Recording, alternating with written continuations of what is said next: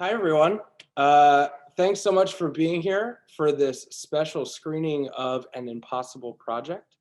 This is a film written and directed and produced by Jens Meurer, and also features Dr. Florian Kaps, both of whom are going to be joining us after the film for a Q&A.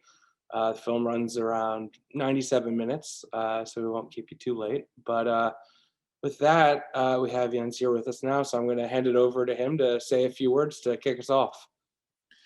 Hey everyone in California or wherever you are, I'm really pleased to be dialing in on yet another Zoom conference for a film that was made really analog on 35 millimeters, and the soundtrack was recorded live to vinyl disc. So it's a little bit ironic that it at the moment lives in this digital realm, but there we go. I hope to be showing it in person one day, so one can have not just a Q&A after the film, but also a couple of drinks.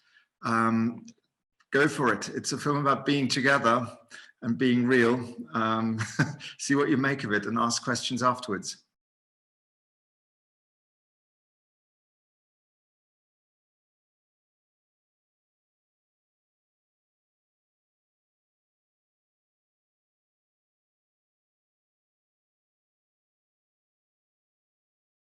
All right.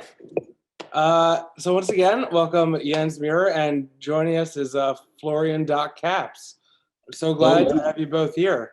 Good morning, evening. Still there, yes. Doc, where are you calling in from? Yeah, I'm calling in from Vienna. I think it's a little too early to tell because it's still dark outside. But I think yesterday evening it has been in Vienna. So we really are covering the full spectrum of time zones right now. Well, I'm so glad you could both join us tonight. This is really exciting to talk about.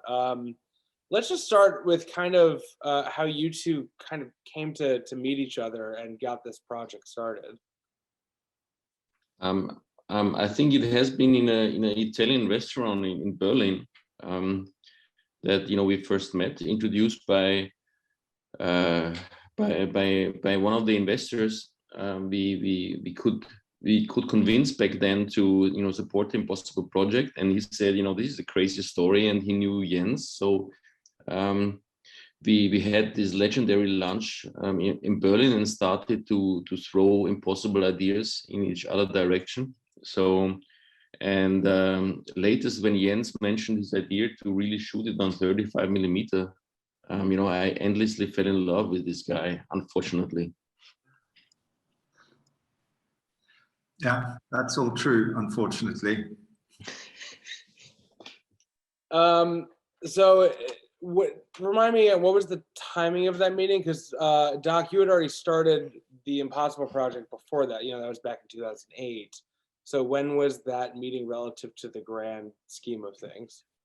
I think it was around 2012, something like that. I was just still young and good looking. So it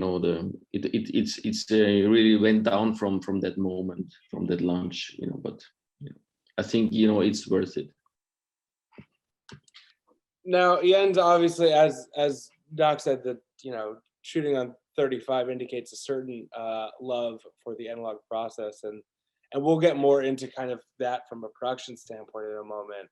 But can you just say a little more about kind of what attracted you so much to this subject matter, and then also to Doc as a subject as well, and who you really make the heart of your film? He's not just an incidental voice that guides through. It really is sort of the core of how you constructed your narrative. Well, it's a little bit hard to go into this while Doc is listening.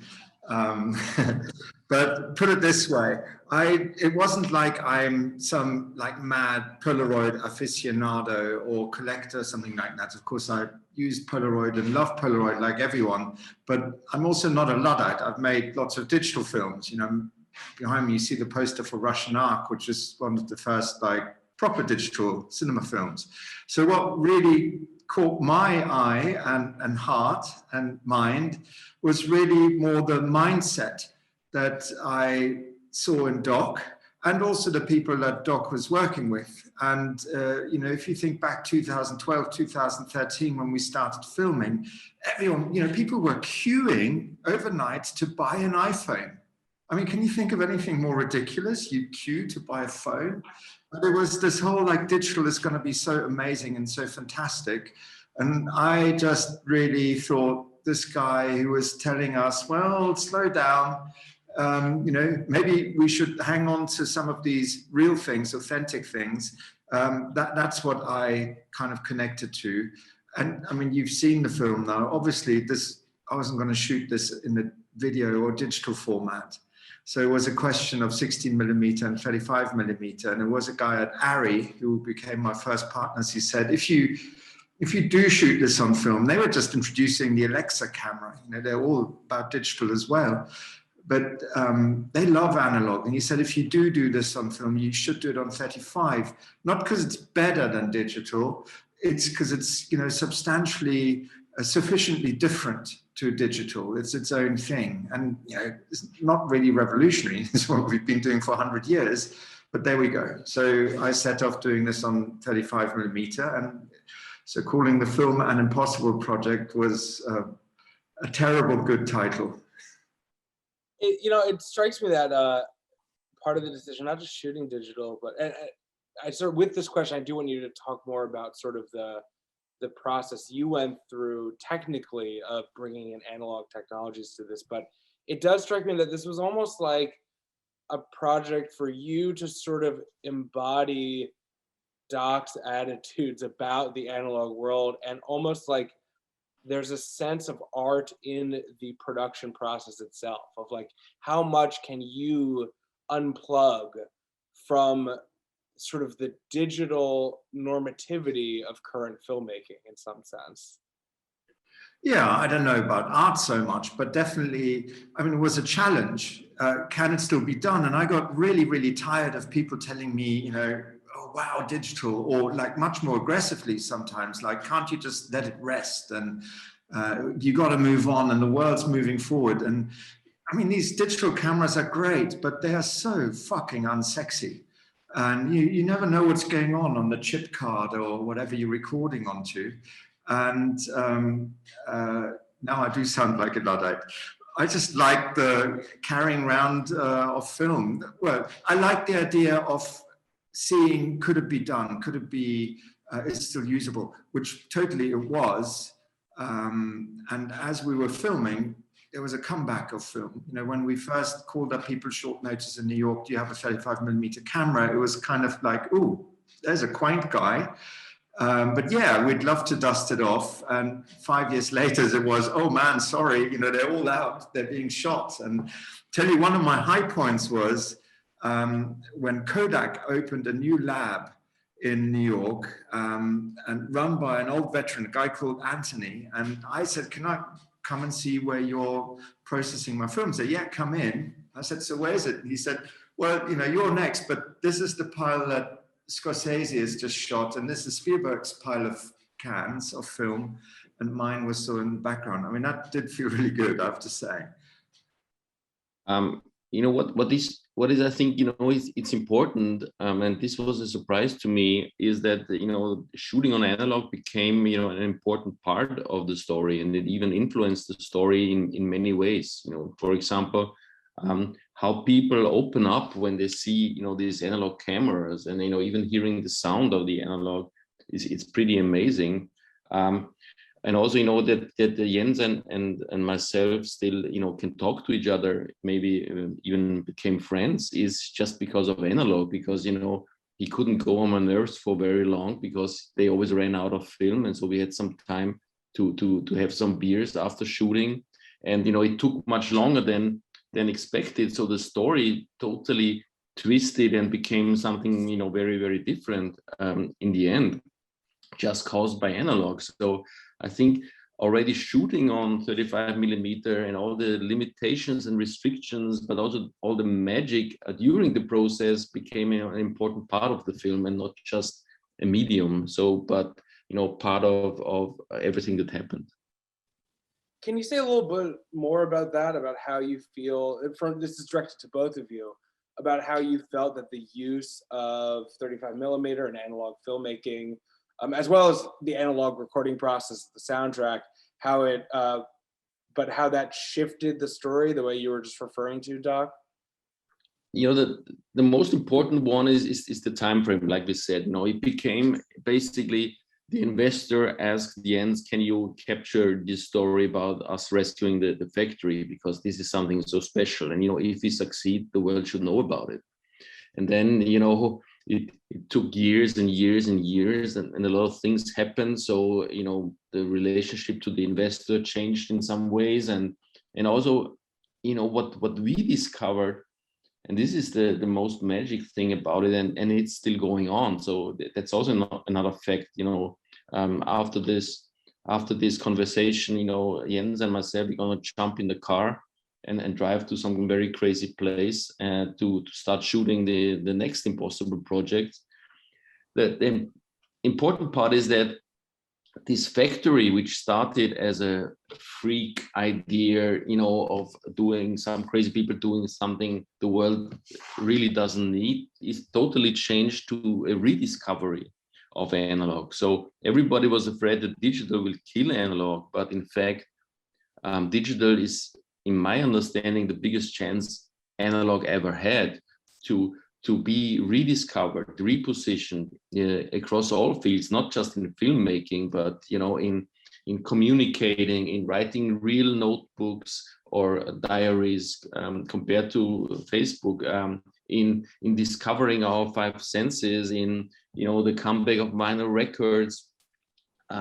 It's just beautiful, and you know, the customers and our people listening to us, and even the audience in the cinemas, it's incredible, a young crowd. So, you know, this is the biggest surprise. It's not the old romantic guys like Jens and myself, but you know, it's the next generation that grew up with the iPhone, that are so much understanding or attracted by these, you know, by these crazy flavors of analog. And I spent so many years trying to understand the so-called magic of analog. What is it? Why is it?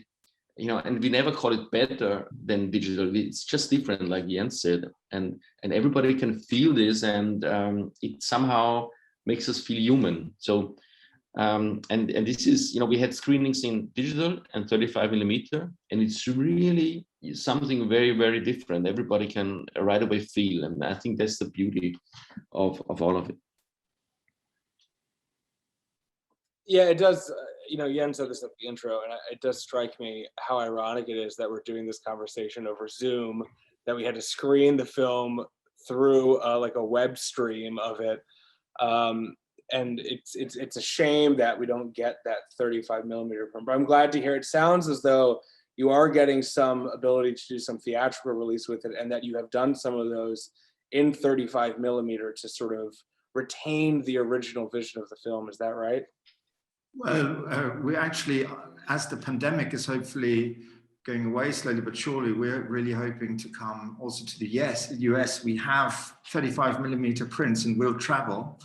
And we're working with an organization called Art House Convergence and Tales of Europe. And although there is a digital release, really hoping that there will be some 35 millimeter screenings, because it's what Doctor said, it's not like you can't watch the film digitally. It looks great on an iPhone, I think.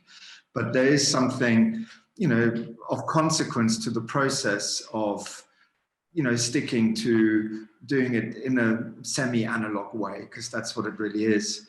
And I think that's kind of what it was for me. It's not one's better than the other. It is this mindset thing, and you know, this sense that I think really need in the present day. You know, there's a political connotation, which is just slow down a little bit and think a little bit more. If you look at politics kind of becoming really warped by social media, I mean, you know, all due respect, in your country, like, we were incredulous.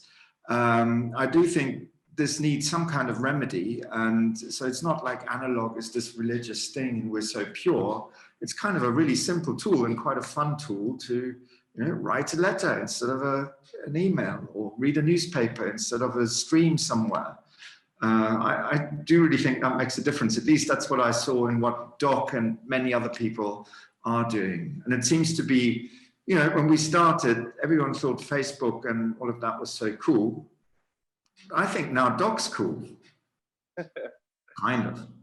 I'd have to agree with that as well. But it's you definitely capture the there's this odd zeitgeist that Doc seemed to ride in on, you know, where coming in 2008 when these things seemed so absurd, and you tie it together at the end of the film really well of look at how all these things have made a resurgence. I think it's really true.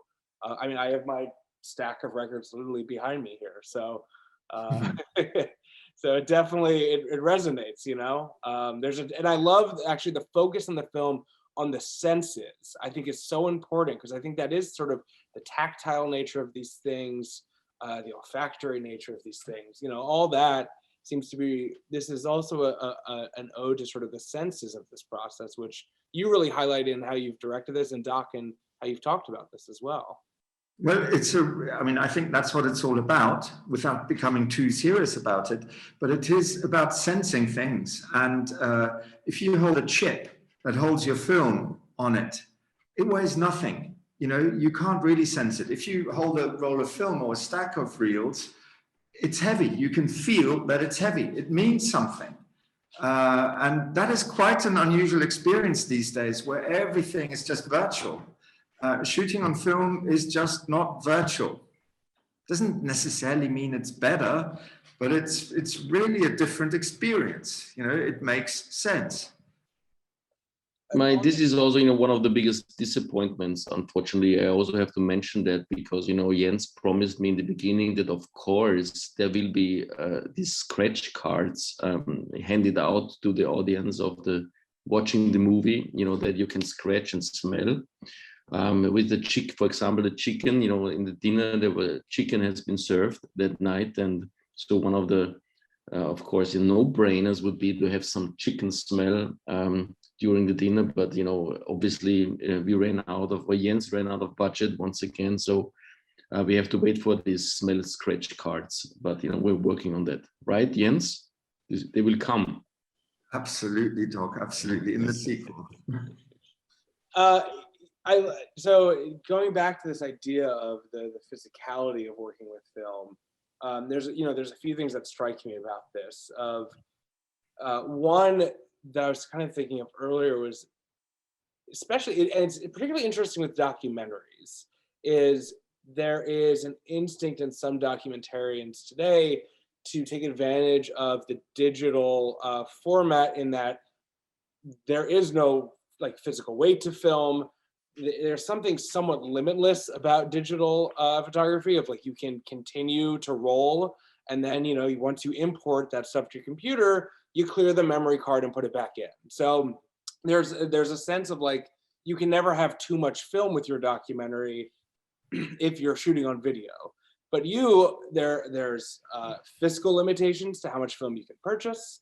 There's the actual act of like reloading takes more time.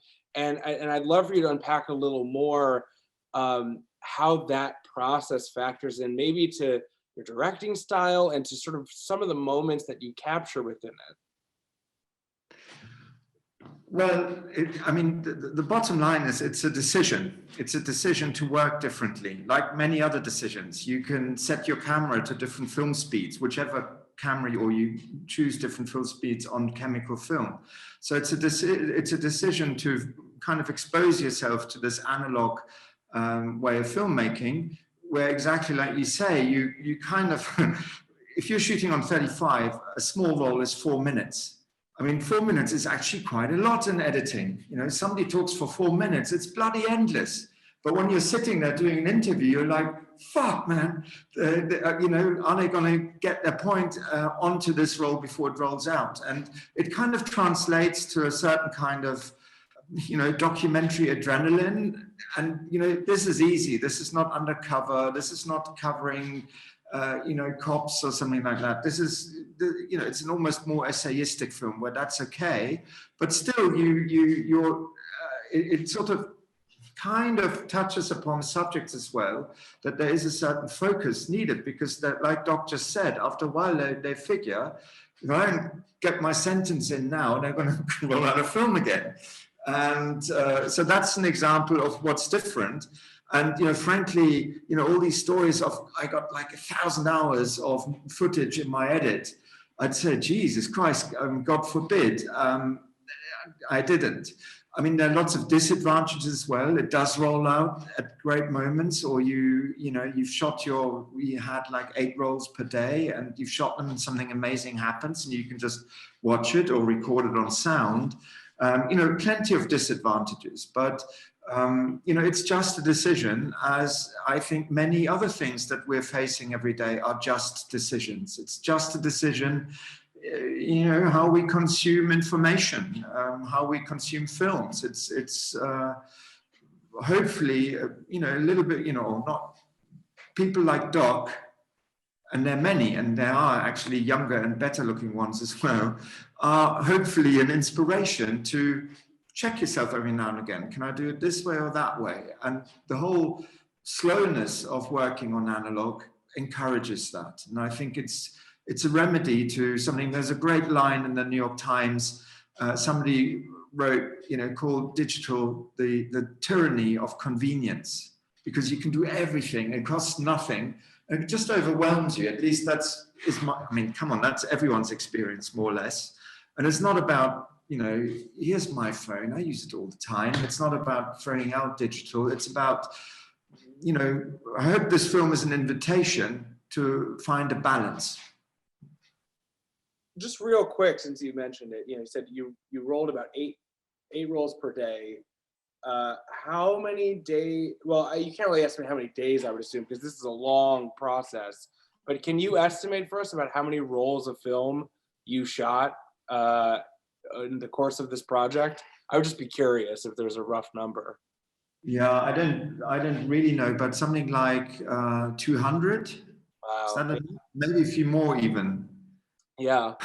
Our numbering is all over the place because there were so many time differences. We had a new set and couldn't remember what was the last reel, so we started again. But the shooting ratio was 1. We could work this out. The shooting ratio is 1 to 23. Mm-hmm. I mean, which is not nothing. It's quite a lot, actually. Wow. Yeah. And I guess the burning question I've had too is also the editing process. Did you stick with the analog philosophy for editing, or did you convert to digital for the actual editing process? Oh my God, this is a very sad question. But it's a very sad question. Actually, it's done here. Don't show this. Oh my, it's so disappointing. I'm so sorry. I saw Jens sitting there with the scissors, looking. All the tapes, my God, it's so disappointing. The whole film for years. It's no. This is like an $80 disc from the local electronics market, and everything's on here. Well, he squeezed me into this little box. Can you imagine how it feels? It's incredible. Yeah, I figured that might be the case because I don't know if anyone even does traditional analog film editing anymore. I feel like that's the extra step that has been, but I love that you still have the original canisters there. That's great. We're gonna have a screening here in Vienna to make up for all of that. That basically we bring in some of these old guys that have a so-called Wanderkino, so it's a traveling cinema. And we're gonna put on the rolls, and we change the rolls and serve popcorn, and that is so that's hopefully also we can travel the US pretty soon doing the same, and having some beers and continue the discussion over some beers. And this would be my dream. It's much too long that we spend in this virtual world, I guess. So I'm gonna kind of pivot here to a bit of a almost more philosophical question of, because Jens brought up this idea of the tyranny of convenience. And one of, and the other things that were mentioned earlier were about like slowing down, and there's reference to social media and this reactionary sort of world that we live in this digital space. And I guess one of the concepts that I sort of struggle with is this, when thinking about, again, it's not really analog versus digital, it's really almost looking at digital as its own world that's created, is these questions of accessibility that come with it. Or on one hand, you know, Jens, you made this really beautiful film that was all done in the sort of old tradition that has been authentic to itself. And obviously, for the most amateur filmmakers, they would never be able to have access to that stuff in the same level. And yet, you know, the digital can give that access. But that's, you know, that is a choice there, but it's still, and I think of this, you know, this also relates to stuff about social media too. Yeah, sometimes you shouldn't just say what's on your mind at that exact moment. You should slow it down and think it through a little bit and have more dialogue. But there's also accessibility to these points. So I don't have a targeted question, but I do think this is an interesting kind of hurdle that I end up butting up against when thinking about the role of digital in our world and how we're talking about it, that I'd love for each of you to kind of just like play with a little bit in terms of how you think of those elements. Or if I'm way off base here, you can tell me that too, you know? Oh. Jens, you know, it's hard to tell. I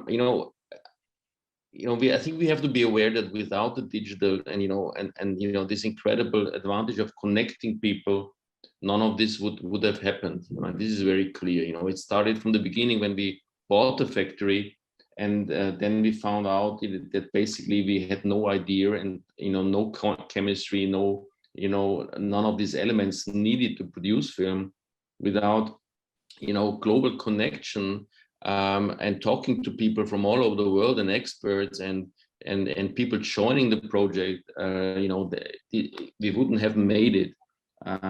And so this was the first time we really experienced of, you know, all these advantages of digital. And I think, you know, that's when I said before that that digital really gave analog a new chance. I'm really serious about it, you know, because what we are doing is still a very niche, and the combination of analog and digital, it's such an incredible opportunity. What, you know, just makes me very angry is that we ended up in just a very boring business model, or you know, with these social media companies that, and the only working you know, business model, which is basically selling personal data for money. And so this leads to many, you know, disappointments regarding digital. I don't think that digital is bad at all. It's just it's a trend that, you know, gives us the feeling that, you know, we just have two senses, and, you know, doesn't treat us as human beings, and doesn't, you know, care about how we feel in many aspects. So I'm, you know, we are not at all radical, and even, you know, going to Facebook, I think I really respect what these guys have accomplished, you know, with connecting billions of people. So just the outcome, and you know, just how we use this in our ongoing fight of making this world a better place. This is just, you know, super disappointing, and still, you know, we are fighting for more rights for analog, which is basically a fight for just being treated or feeling more like human beings with all our senses, and all our senses always have been very important for us to take the right decisions and not destroy these planets or kill ourselves. So and this is a very deep philosophical question, and you know, I think the beautiful thing about the film is not to answer all the questions, and especially not to make the people angry about digital, but to inspire them of, you know, starting doing things that seem to be impossible. Or, you know, after the screening, so many people stand up and I think, hey, I always was dreaming of doing this and this, but, you know, everybody tells me it doesn't make any sense or impossible. And I always took this as a stop, but basically it's a go. You know, I'm not interested in things that, you know, people don't tell me it's impossible, because otherwise the world looks, super boring when everybody's just doing things that everybody thinks are the things that have to be done. So, I think, and the good news is, again, that the young people who grew up digitally, they start to really be curious about all these analog aspects, and they're gonna take control and solve all the problems that we have created. So I think that's the very good news. So that's why we also try to focus on creating places and connect with this next generation. Mm. Well, for me, it's not about digital versus analog. I think the whole thing is shorthand for think for yourself or be told what to think. And these analog possibilities or technologies seem to be just a good tool to kind of make it easier to feel or think for yourself rather than to be sort of remote controlled or guided.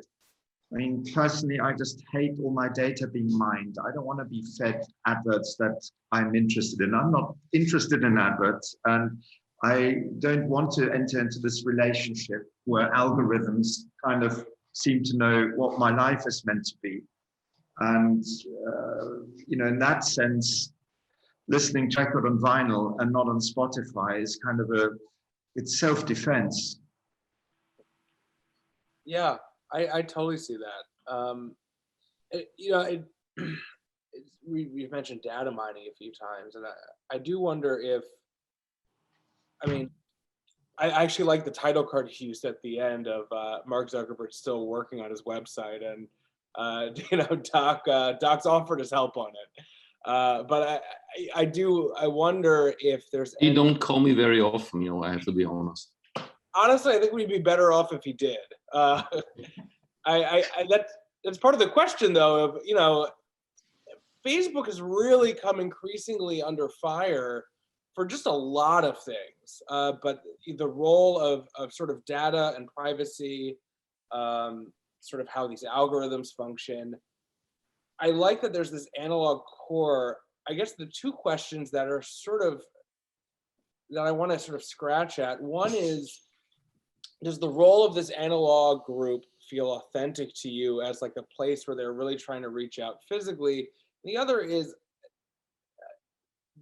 was it all difficult for you to reconcile working with a company that in many ways embodies, I do think like everything is complex, there's no like, this is the bad group and this is the good group. And that's not what I'm saying in this question, but were there any hesitations of getting involved with a company that in many ways does embody a lot of the dark side of digital age stuff, even though they also embody a lot of the good side as well? I want to give them credit for that. But I would just love sort of the ethical questions you had around that.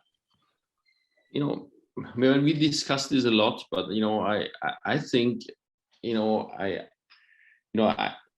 I think the although in the beginning, nobody can blame Facebook for the problems, because nobody could have imagined about all the side effects that happen if you create billions of people, and nobody could have imagined the side effects of writing algorithms that want to activate people, and what happens and how this could be used. I think the problem that became bigger and not better since our visit is the way of how they react and to do the problem. And but again, there's a lot of interesting things going on. A lot of the digital companies invest a lot into the task of connecting with analog. They understand that their customers are more than just numbers and data. So I think it's important to open the discussion, and hopefully some managers are seeing the films and start to think about it and put it into another aspect. A lot of things have happened since we started to do it, but I don't know. It's a lot of very unpleasant, also very human things like getting greedy or just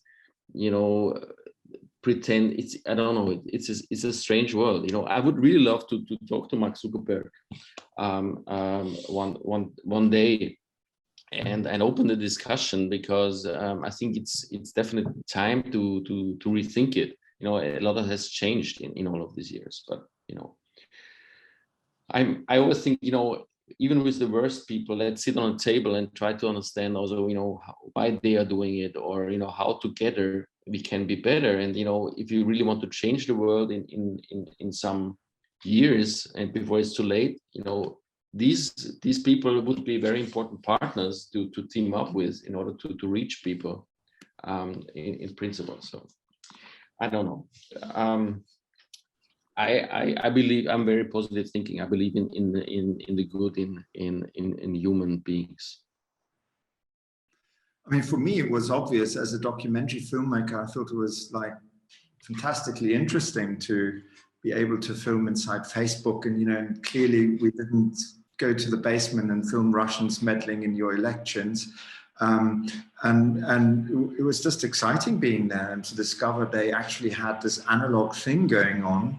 What beats me is that the whole thing just is a bit of a sense of humor failure. And, you know, I'm just surprised that I think Facebook sort of can't see themselves.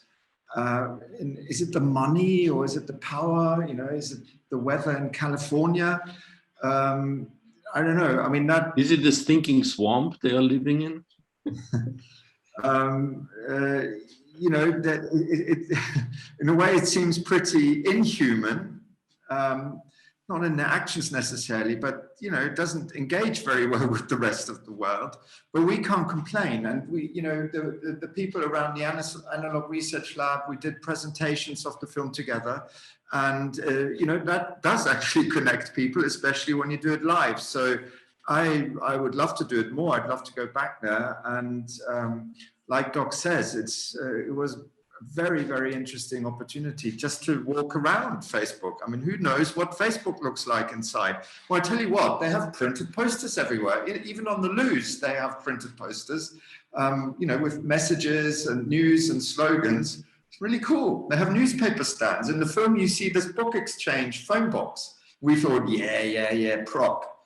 But actually, people were using it. Isn't that cool? That is right. I did notice that actually in the one shot. I noticed the newspaper stand and all. I thought that was kind of a nice addition. This is a very specific question. Before I turn it over to the audience, and for those, you know, who have questions, I want to quickly remind everyone you can ask your question in the Q&A box, and then what I usually do is I invite you up to ask your question directly. But if you don't want that to happen, you can just say so when asking it, and I'll just ask it for you. This is very specific, but I found it really ironic when Oscar was talking about one of the Polaroid cameras, and he's like, yeah, and this one has Bluetooth capability. I thought I heard him say, and I can't let go of that thought of creating this analog thing that then becomes digitally connected. And I'd love to know, particularly from Doc, actually, if you had a reaction to kind of hearing that as part of the marketing of sort of this new era of Polaroid. But Jens, from you as well, it just struck me, you know, since because of Doc's involvement in starting this off. I think that to think about the combinations of analog and digital technologies is very important. You know, I always said I don't want to keep an invention from 1947 alive, like, you know, a living fossil or a dinosaur. I really want to invent also hardware that connects both worlds. And the first camera we did, you know, long before this camera with Bluetooth, was the Instant Lab, which basically exposes my favorite pictures from the iPhone onto the Polaroid film.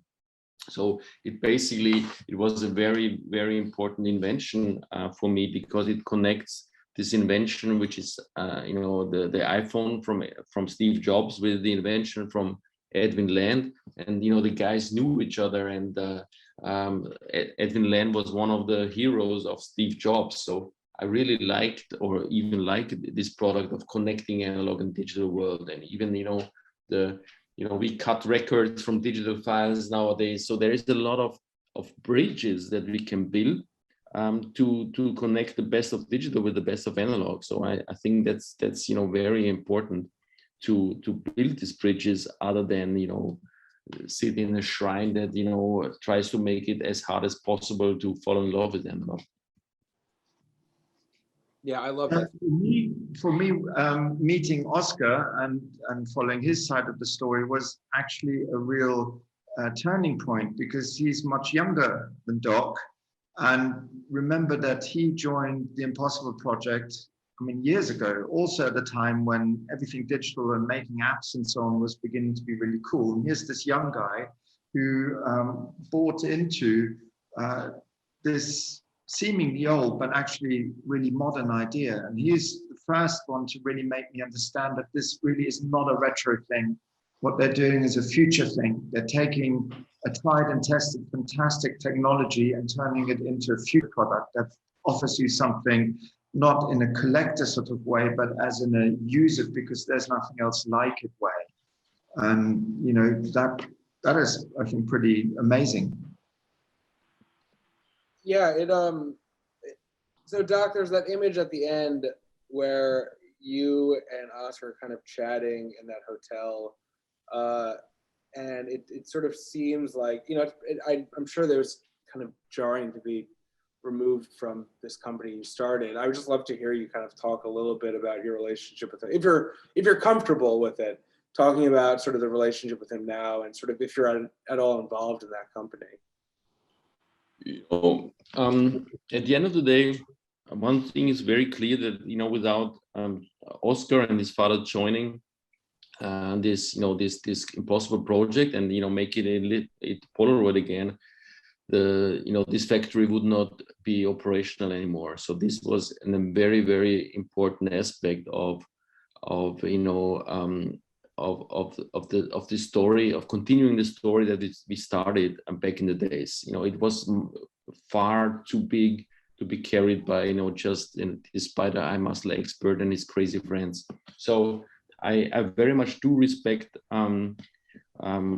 Oscar and also his father, and I'm still a small shareholder, and I'm for sure not of the same opinions regarding many decisions they are taking or took, but since I stepped out and see this indifference, we have a good relationship, and they doing their things the way they do, and there's a lot of other things to be done that I concentrate on also. It's all fine. So I want to start to get some audience questions in here, because we have a nice crowd and some already forming. I want to start with my good friend Bill Whittington, who is a professor from the Cinema Media Studies division, and I know does some analog photography of his own. So where are you? All right, so Bill, I'm gonna invite you up now to the panel. You're welcome to turn your camera on if you want, or you can just do audio. I'll turn it on. This question, a couple questions for Doc. How did you solve the problem with this stock for the initial Impossible film? And the second question is, have you considered or speculated about any kind of new cameras that could use analog stock? So in the very beginning, what saved our asses regarding the components needed was, Ilford or Harman Technologies. So it's a small group of British gentlemen that do amazing black and white materials. So they were the first and only one stepping in and helping us to code new materials. So that's how it all started with black and white. The next thing that happened is that some former Aqua people also connected to us, and they had some color developments from the 80s in their drawers. So this was another lucky accident that made it possible that we even started thinking about the color material. So that's basically saved our lives. And again, it was digital that connected us to these people and basically enabled us to recreate an analog technologies. regarding the question of the camera, so yes, I am still thinking a lot of time about not only new analog instant cameras, but also other kinds of analog instant film. Here in Vienna, we basically produce a very old type of instant film, the peel-apart film, on the other side of the street in a small hand manufactory. So we still have a small instant film manufactory, and we are at the moment researching some crazy camera concepts, combining new technologies with old technologies. So there's still a lot going on. So that's also why Jens is looking a little grumpy right now, because he knows he has to do another 3 or 4 impossible films. So there's still a lot to do. In fact, I'm booking my taxi because I'm about to go to the train station to start a new impossible film with Doc in Croatia. So I've got 5 minutes. I can dial in from the taxi.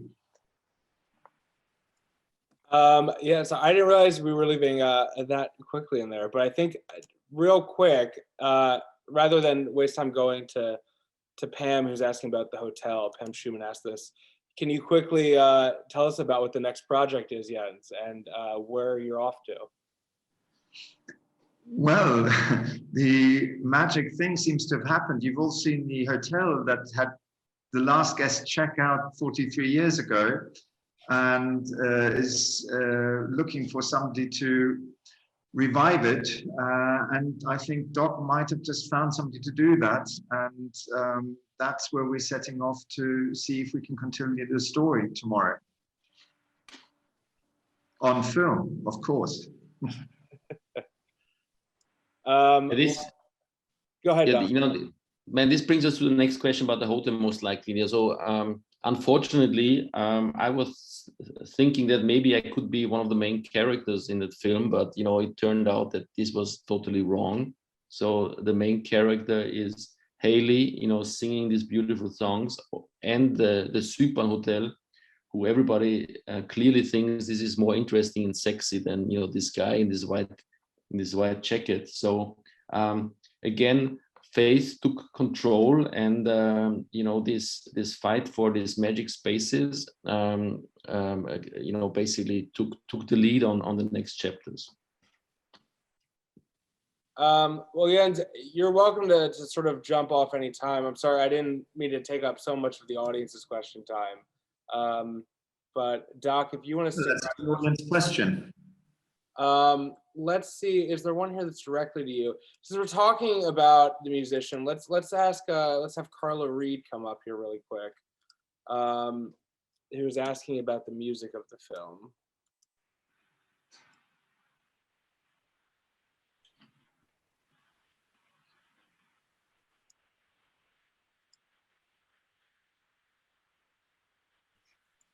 Hi. Oh. Hi. Hi. Yes, I was asking about the music in the film. It really did seem to mirror the emotions of what was going on. And I just wanted you to share a little bit about the process of selecting the music, because it was just really beautiful. And I think it really did heighten the senses in terms of watching the movie and experiencing it. And having Doc say, smell the film, and I could smell the Polaroid. We had a Polaroid camera too. So, everything really seemed to go together. Well, thank you. Yes, I mean, for me, it was also kind of as being led. It's a documentary. So for the actual score, to meet Sasha Perez, a musician from Vienna, who's brilliant, and he was recording cutting director disc at Supersense, Doc's place in Vienna. It was sort of one step further to think, well, what if this guy actually wrote a soundtrack for a documentary, which you don't always have, but we'll do it in a way that it gets recorded live and we film it. So what you see in the film is actually the soundtrack being played. It's also the music you hear throughout the film. And, with the help of a few people, David Burnett, that it was possible to do it with a proper orchestra, but totally unrehearsed in the hotel. And a week before, Sasha and I and the editor were thinking, you know, it'd be really great to have a song on there. But who could we get to sing it? And, you know, the joys of the internet. So we were surfing and I came across Haley, why not, in Los Angeles. And what did I do? A week before, wrote an email saying, hey, you don't know me, but how about coming to sing with the jazz orchestra, a really big one in an empty hotel. And yes, we can afford an economy flight. And she came. And what you see is unrehearsed. It all just came together at that moment. Wow, it was amazing. It's amazing. Thank you. That's great.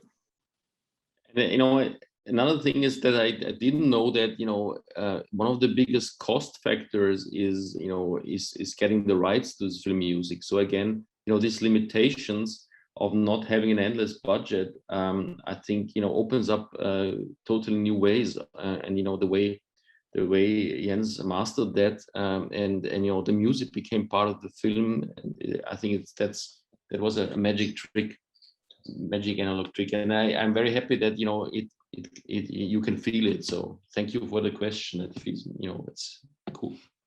Oh, you're welcome. It was wonderful. Thank you. Thanks, Carla. If we have time, I'm going to bring up Chris Mozio really quick. Jens, we still have to do this vinyl edition of the film music. You know, don't forget it. I won't forget. I want the vinyl movie version. I didn't even know that existed. Vinyl films. I thought that was so interesting. Vinyl video. This is the revolution. But, you know, it will take another 10 years most likely.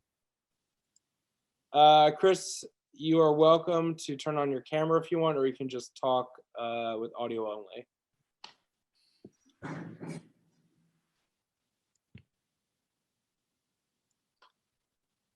Chris, are you with us? He fell asleep. I can understand that. All right. Don't Well, blame him. I'll go ahead and ask for him for the sake of time, because I think this is a really interesting question. He said it's incomprehensible that the formula chemistry for Polaroid process was lost. Can you say a little more about what happened there?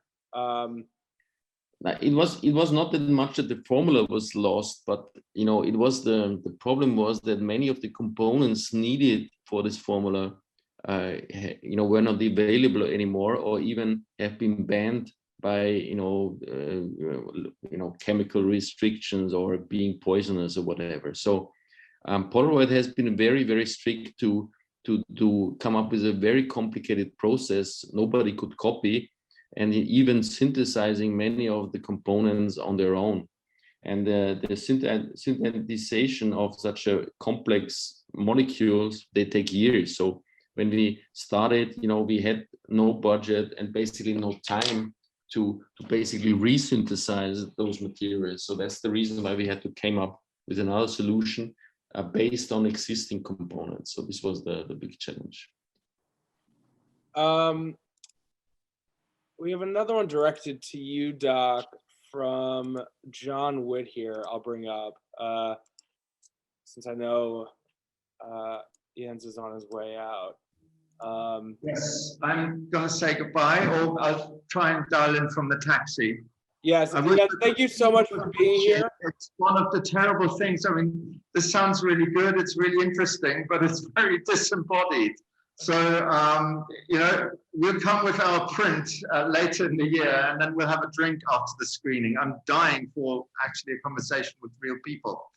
But I'm ringing off. Thanks for my bit. Continue with Doc. Really good meeting you all. Yes, thank you, Jens. And have a safe trip to Croatia, and good luck with the film, too. Bye. Let's see. So, John, if you want to sort of wrap us up with this last question or statement you have to Doc, then please go ahead. You can turn on your camera if you want.